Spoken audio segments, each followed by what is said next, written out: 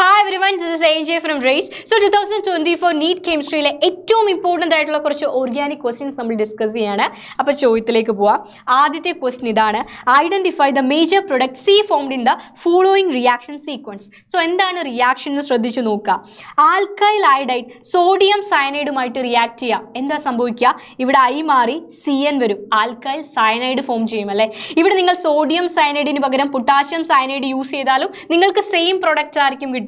എന്നാൽ silver cyanide use ചെയ്താൽ alkyl ഐസോ cyanide ആയിരിക്കും കിട്ടുക.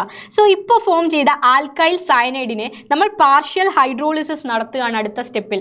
നിങ്ങൾക്ക് ആൽക്കൈൽ സയനൈഡിനെ ഈസി ആയിട്ട് കാർബോക്സിലിക് ആസിഡ് ആയിട്ടോ അല്ലെങ്കിൽ അമൈഡായിട്ടോ അമൈനായിട്ടോ ഒക്കെ കൺവേർട്ട് ചെയ്യാം.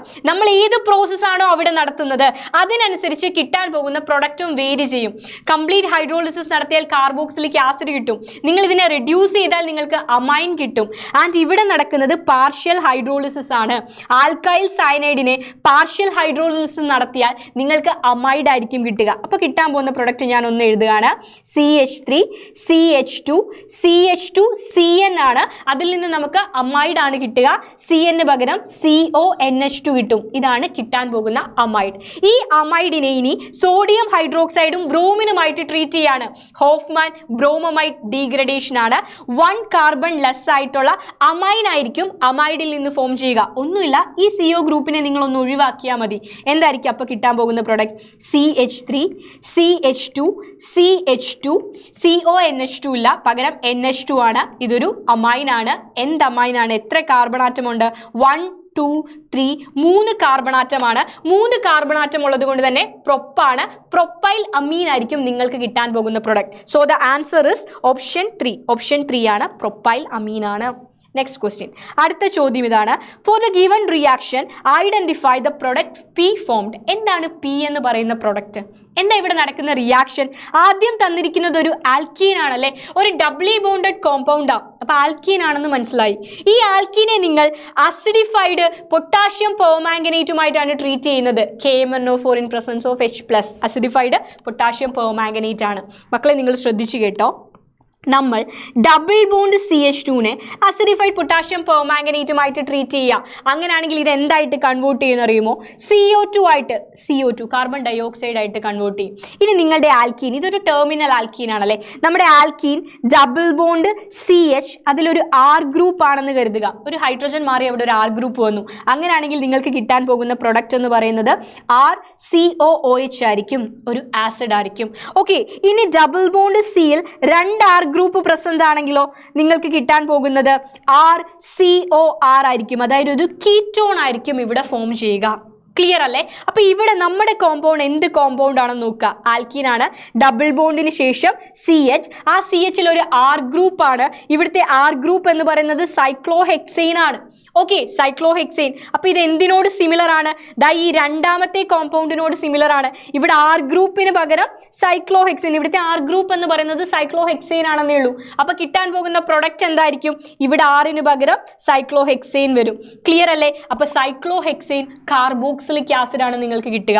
So the product is option 2 ആണ് അല്ലേ, cyclohexane carboxylic acid. Option 2 is the correct answer. Option 2 ആണ് ശരിയായ ഉത്തരം. യെസ്, അടുത്ത ചോദ്യത്തിലേക്ക് പോവാം. Next question, the products A and B obtained in the following reactions respectively. എന്ത് റിയാക്ഷൻ ആണ് ഇവിടെ നടക്കുന്നത്? ആൽക്കഹോൾ, ROH എന്ന് പറയുന്നത് ആൽക്കഹോൾ ആണല്ലേ. അത് PCl3യുമായിട്ട് റിയാക്ട് ചെയ്യുക. ഫോസ്ഫറസ് ട്രൈക്ലോറൈഡുമായിട്ട് റിയാക്ട് ചെയ്യുക. ആൽക്കഹോളിൽ നിന്നും ആൽക്കൈൽ ക്ലോറൈഡുകൾ പ്രിപ്പയർ ചെയ്യുന്ന റിയാക്ഷനാണ്. അവിടെ എന്താ ബൈ പ്രൊഡക്റ്റ് ആയിട്ട് കിട്ടുക? ആദ്യത്തെ റിയാക്ഷൻ്റെ ബൈ പ്രൊഡക്റ്റ് H3PO3 ആണ്. ഫോസ്ഫോറസ് ആസിഡ് ആണ് H3PO3. അപ്പോൾ H3PO3 വരുന്ന 2 എണ്ണം ഉണ്ട്. ഓപ്ഷൻ 1ലും 2ലും H3PO3 ആണ് കാണിച്ചിരിക്കുന്നത്. അപ്പോൾ നമുക്ക് സെക്കൻഡ് റിയാക്ഷൻ എന്താണെന്ന് നോക്കാം. അതേ ആൽക്കഹോൾ PCl5യുമായിട്ട് ഫോസ്ഫറസ് പെൻറ്റാക്ലോറൈഡുമായിട്ട് റിയാക്ട് ചെയ്യുക. അപ്പോൾ എന്തായിരിക്കും കിട്ടുക? ആൽക്കൈൽ ക്ലോറൈഡ് കിട്ടും, HCl കിട്ടും, അതിൻ്റെ കൂടെ നിങ്ങൾക്ക് POCl3 കിട്ടും അല്ലേ, ഫോസ്ഫോറൈൽ ക്ലോറൈഡ് കിട്ടും. അപ്പോൾ H3PO3യും POCl3യുമാണ് നമുക്ക് കിട്ടാൻ പോകുന്ന ആൻസർ. ഓക്കെ, ഓപ്ഷൻ 2 ആണ് correct answer. Yes, moving to the next question. അടുത്ത ചോദ്യത്തിലേക്ക് പോവാം.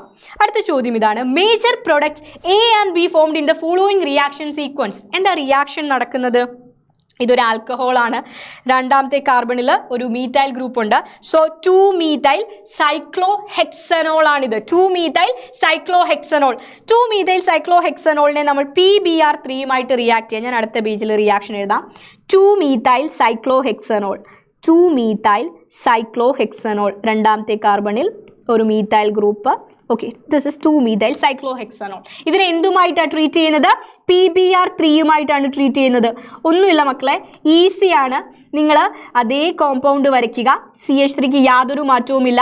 ആൻഡ് ഈ OHന് പകരം അവിടെ ആര് വരും എന്നറിയാമോ? Br വരും. OHന് പകരം നമുക്ക് കിട്ടാൻ പോകുന്ന പ്രൊഡക്റ്റിൽ ആരാണ് വരിക? Br ആണ് വരിക. ക്ലിയർ അല്ലേ? അപ്പൊ ആദ്യത്തെ പ്രൊഡക്റ്റ് നമുക്ക് കിട്ടി. ആദ്യത്തെ പ്രൊഡക്റ്റ് എന്താ? ഇതാണ് ഫസ്റ്റ് പ്രൊഡക്റ്റ്. ഇതും കറക്റ്റ് ആണ്. അപ്പോൾ 1 ആകാം, ഓപ്ഷൻ 1 ആകാം, ഓപ്ഷൻ 2 ആകാം. രണ്ടിലും സെയിം പ്രൊഡക്റ്റ് ആണ്. OH മാറി അവിടെ Br ഗ്രൂപ്പ് വന്നു. ആൻഡ് ഇനി രണ്ടാമത്തെ പ്രൊഡക്റ്റ് എന്താ?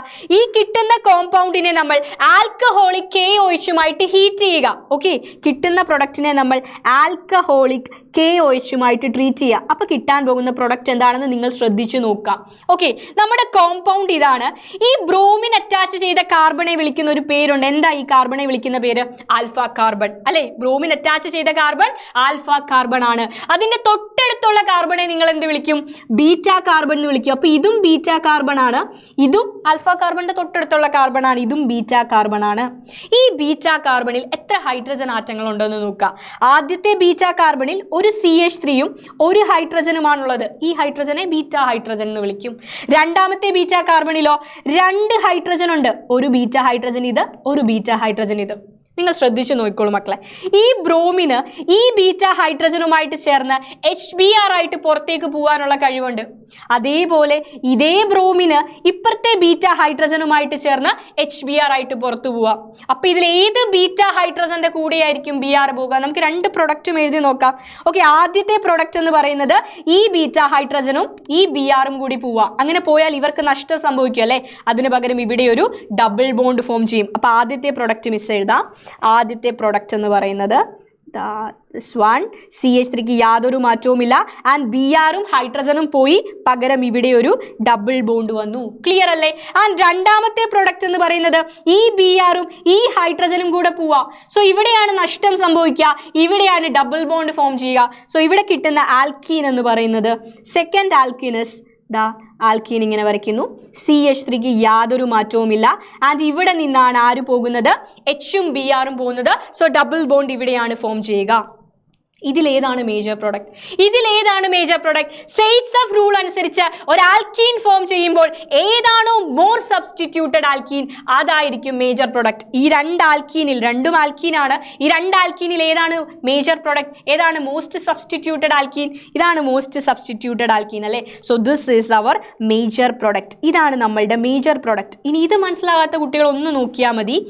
ഏത് ബീറ്റ കാർബണിലാണോ ഹൈഡ്രജൻ ആറ്റത്തിന്റെ എണ്ണം കുറവ്, എവിടെയാണോ ബീറ്റ ഹൈഡ്രജൻ ആറ്റങ്ങളുടെ എണ്ണം കുറവ്, അവിടെ നിന്നായിരിക്കും ഹൈഡ്രജൻ പുറത്തേക്ക് പോവുക. ക്ലിയർ അല്ലേ?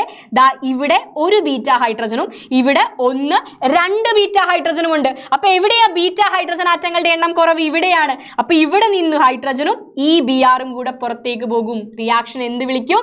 Dehydro halogenation. ഹൈഡ്രജനും ഹാലജനും കൂടെ ചേർന്നങ്ങ് പോവാ. ഡീഹൈഡ്രോ ഹാലജനേഷൻ അല്ലെങ്കിൽ ബീറ്റ എലിമിനേഷൻ എന്നും പറയാം. ഓക്കെ അല്ലേ? അപ്പോൾ ബീറ്റ എലിമിനേഷൻ വഴി ഫോം ചെയ്യുന്നത് മോസ്റ്റ് സബ്സ്റ്റിറ്റ്യൂട്ടഡ് ആൽക്കീൻ ആയിരിക്കും. സോ എന്താണ് ആൻസർ ആയിട്ട് വരിക? ആദ്യത്തെ കോമ്പൗണ്ട് ഇതാണ്, രണ്ടാമത്തെ കോമ്പൗണ്ട് ഇതാണ്. So the answer is option A. Option A ആണ്. ക്ലിയർ അല്ലേ? യെസ്. അടുത്ത ചോദ്യത്തിലേക്ക് പോവാം. Next question. A compound with a molecular formula of C6H14 has 2 tertiary carbon.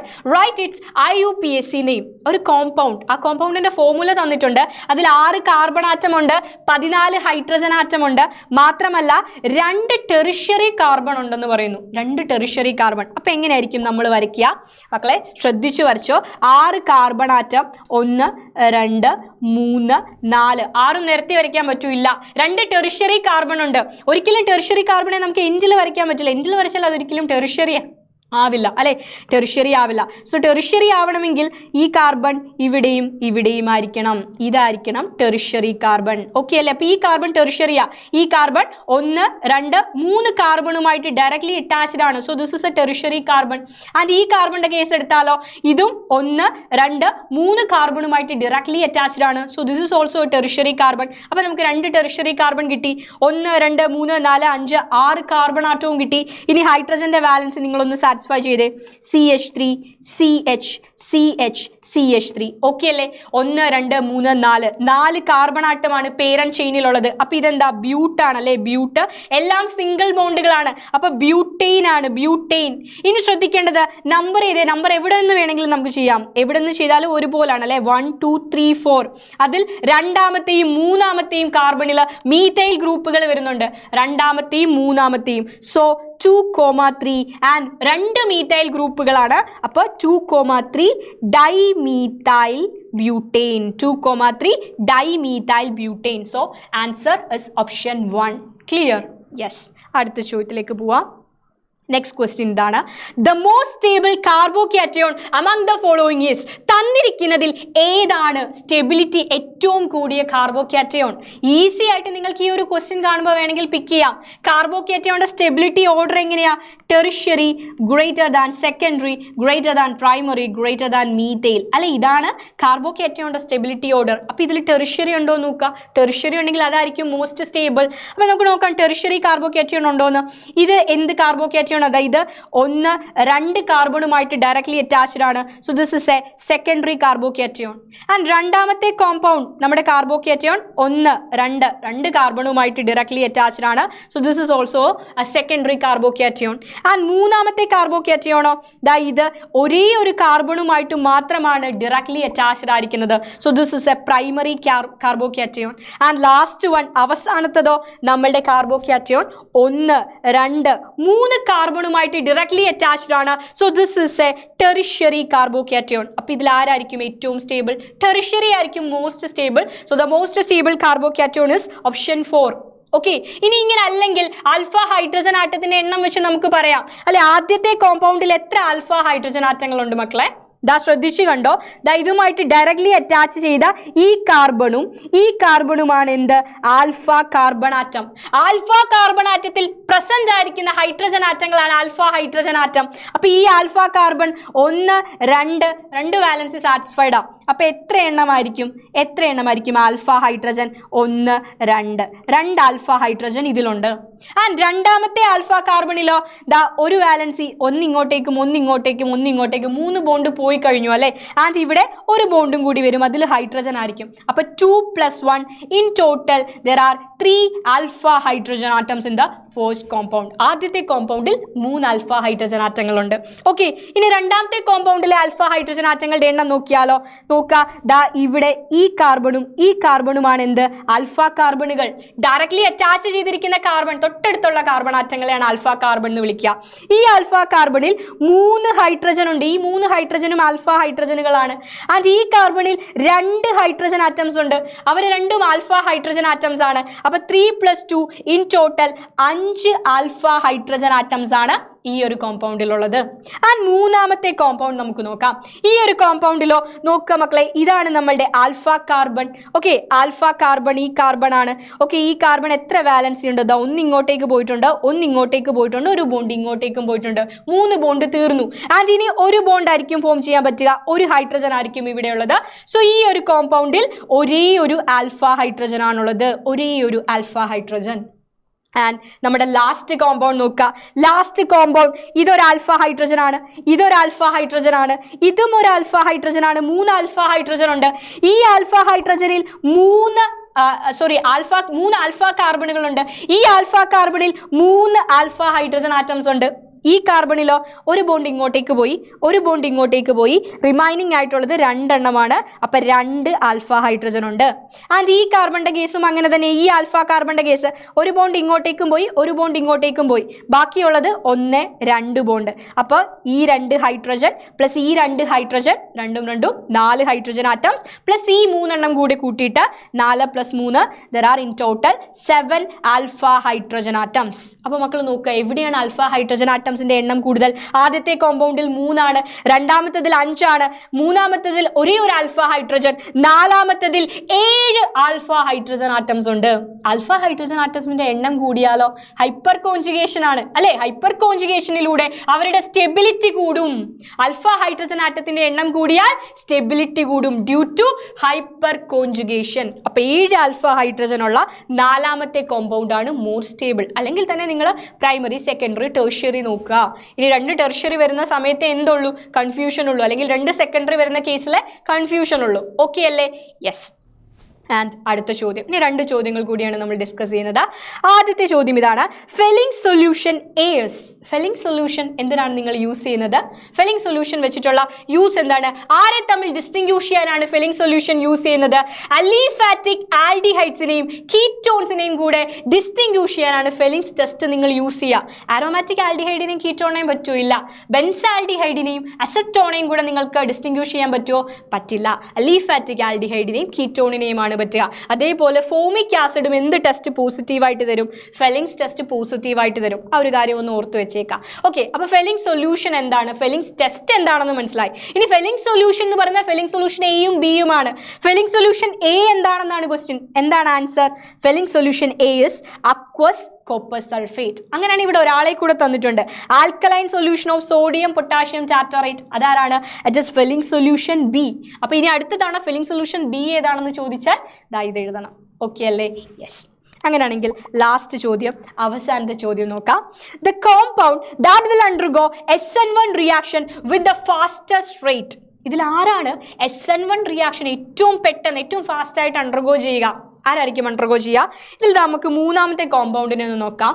ഈ മൂന്നാമത്തെ കോമ്പൗണ്ടിൽ നിന്ന് ബ്രോമിൻ പോയി കഴിഞ്ഞാൽ ഫോം ചെയ്യുന്ന കാർബോകാറ്റയോൺ എന്ത് കാർബോകാറ്റയോണാ? ഫിനൈൽ കാർബോകാറ്റയോണാ, വിച്ച് ഇസ് ഹൈലി അൺസ്റ്റേബിൾ. അതുകൊണ്ട് തന്നെ ഈ കോമ്പൗണ്ട് SN1 അണ്ടർഗോ ചെയ്യോ? ഇല്ല. അപ്പൊ മൂന്നാമത്തത് ചെയ്യുന്നില്ല. ഓക്കെ, ഇനി ഒന്നാമത്തതിലേക്ക് വരാം. ഇവിടെ നിന്ന് ബ്രോമിൻ പോയി കഴിഞ്ഞാൽ ഫോം ചെയ്യുന്ന കാർബോകാറ്റയോൺ ഏതാ? ഇതാണ് നമ്മുടെ കാർബോകാറ്റയോൺ. അത് ഡയറക്റ്റ് ആയിട്ട് ഈ ഒരു കാർബണുമായിട്ട് മാത്രമാണ് അറ്റാച്ച്ഡ് ആയിരിക്കുന്നത്. So this is a primary carbocation. എന്തിനാ ഞാൻ പ്രൈമറി ആണോ സെക്കൻഡറി ആണോ നോക്കുന്നത്? പ്രൈമറിയും സെക്കൻഡറിയും ടെർഷ്യറിയും കണ്ടാൽ ടെർഷ്യറി ആണ് ഹൈലി സ്റ്റേബിൾ എന്ന് നിങ്ങൾക്ക് അറിയാം, മോസ്റ്റ് സ്റ്റേബിൾ എന്ന് നിങ്ങൾക്ക് അറിയാം. അതിന് വേണ്ടിയിട്ടാണ്. ഓക്കെ, അപ്പോൾ ഫസ്റ്റ് വൺ പ്രൈമറി ആണ്. ഇനി സെക്കൻഡും ഫോറും. ഓക്കെ, സെക്കൻഡും ഫോറും. സെക്കൻഡ് എങ്ങനെയാ? ഇവിടെ നിന്ന് ബ്രോമിൻ പോയാൽ ഫോം ചെയ്യുന്ന കാർബോകാറ്റയോൺ ഇതാണ്. ഈ കാർബോകാറ്റയോൺ ഇത് ഡയറക്റ്റ് ആയിട്ട് 2 കാർബണുമായിട്ട് അറ്റാച്ച്ഡ് ആണ്. So this is a secondary carbocation അല്ലേ? യെസ്. ആൻഡ് മൂന്നാമത്തെ കോമ്പൗണ്ട്, ലാസ്റ്റത്തെ കോമ്പൗണ്ട്, നാലാമത്തെ കോമ്പൗണ്ടോ? ഇവിടുന്ന് ബ്രോമിൻ പോയി കഴിഞ്ഞാൽ ഫോം ചെയ്യുന്ന കാർബോകാറ്റയോൺ ഇതാണ്. ഇത് ഡയറക്റ്റ് ആയിട്ട് 1, 2 ഈ കാർബണുമായിട്ടും ഈ കാർബണുമായിട്ടും ഡയറക്റ്റ് ആയിട്ട് അറ്റാച്ച് ചെയ്തിട്ടുണ്ട്. So this is also a secondary carbocation. അപ്പൊ നമുക്ക് ഒരു പ്രൈമറിയും 2 സെക്കൻഡറിയും കിട്ടി. നിങ്ങൾക്കറിയാം അതിന്റെ ഓർഡർ അറിയാം. Second, tertiary, greater than secondary, greater than primary. അപ്പൊ 2 സെക്കൻഡറി വന്നു. 2 സെക്കൻഡറി വന്നാൽ ഇതിൽ ആരായിരിക്കും മോർ സ്റ്റേബിൾ? ഇതാ മക്കളെ, നാലാമത്തെ കോമ്പൗണ്ട് നിങ്ങളൊന്ന് നോക്കിയേ. നാലാമത്തെ കോമ്പൗണ്ടിന്റെ പ്രത്യേകത എന്താ? ഈ പോസിറ്റീവ് ചാർജിന് നമ്മുടെ ബെൻസീൻ റിങ്ങിലൂടെ ഡീലോക്കലൈസ് ചെയ്ത് നടക്കാൻ പറ്റും അല്ലെ, അങ്ങോട്ടും ഇങ്ങോട്ടും ഓടി നടക്കാൻ പറ്റും. Which means this is A resonance stabilised carbocation അല്ലെ. ഇതെന്താണ്? റെസൊണൻസ് സ്റ്റെബിലൈസ്ഡ് കാർബോകാറ്റയോൺ ആണ്. അത് മാത്രമല്ല, ഇത് നമ്മുടെ ആൽഫ ഹൈഡ്രജൻ ആണ് അല്ലെ, ആൽഫ കാർബൺ ആണ്. ആൽഫ കാർബണിലുള്ള ഹൈഡ്രജൻ ആറ്റംസിനെ നമ്മൾ എന്താ വിളിക്കുക? Alpha hydrogen atoms. 3 alpha hydrogen atoms ഇവിടെയുണ്ട്. അപ്പൊ ഇവിടെ എന്ത് ഇഫക്റ്റ് കൂടിയുണ്ട്? ഹൈപ്പർ കോൺജുഗേഷൻ കൂടിയുണ്ട്. So this compound is very very stable. ഈ 4 കോമ്പൗണ്ടിനെ കമ്പയർ ചെയ്താൽ ആരായിരിക്കും ഹൈലി സ്റ്റേബിൾ? 4th വൺ ആയിരിക്കും ഹൈലി സ്റ്റേബിൾ. സോ ഇതുപോലെയുള്ള ഒരുപാട് ചോദ്യങ്ങളുമായിട്ട് നമുക്ക് ഇനിയും വീണ്ടും കാണാം. 2024 ഓർഗാനിക്കിൽ തന്നെ നിരവധി ക്വസ്റ്റ്യൻസ് ഉണ്ട്. അതൊക്കെ നമുക്ക് ഇനിയും ഡിസ്കസ് ചെയ്യാം, പാർട്ട് 2 ഡിസ്കസ് ചെയ്യാം. സോ മക്കളെ വളരെ നന്നായിട്ട് പഠിക്കുക, NCERT ഓറിയന്റഡ് ആയിട്ട് പഠിക്കുക. NCERTയിലെ ചോദ്യങ്ങളാണ് എല്ലാം തന്നെ. NCERT വളരെ നന്നായിട്ട് അറിയാവുന്ന കുട്ടിക്ക് ഏതൊരു ചോദ്യവും ക്ലിയർ ആയിട്ട് അറ്റൻഡ് ചെയ്യാൻ സാധിക്കും. സോ നമുക്ക് വീണ്ടും മീറ്റ് ചെയ്യാം. ബൈ.